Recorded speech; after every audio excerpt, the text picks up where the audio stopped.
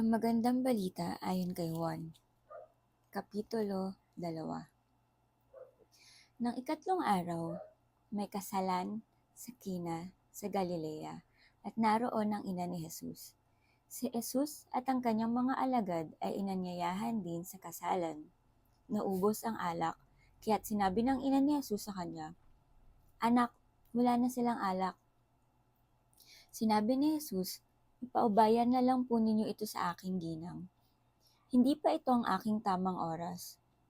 Sinabi ng kanyang ina sa mga naglilingkod, "Gawin ninyo ang anumang sabihin niya sa inyo." May 6 na banga doon.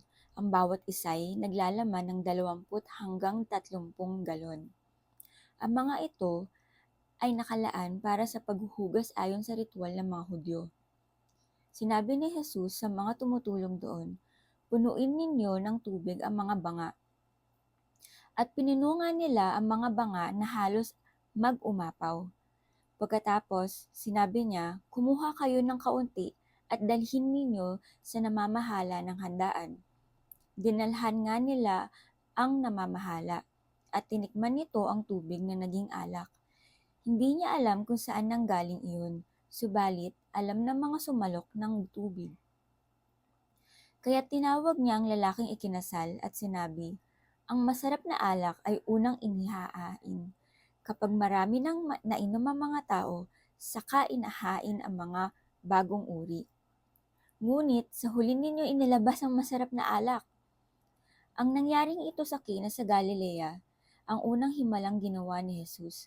Sa pamamagitan nito'y inihayag niya ang kanyang kaluwalhatian at naniwala sa kanya ang mga alagad niya. Pagkatapos nito, pumunta si Jesus sa Capernaum, kasama ang kanyang ina, mga kapatid at mga alagad. Sila'y nananatili roon ng ilang araw. Malapit na ang Paskwa ng mga Hudyo, kaya't pumunta si Jesus sa Jerusalem. Nakita niya sa templo ang mga nagtitinda ng mga baka, tupa at kalapati at ang mga namamalit ng salapi. Kumuha siya ng lubid at ginawa iyong panghagupit at pinagtabuyan niyang palabas ang mga nagtitinda, pati na ang mga baka at tupa.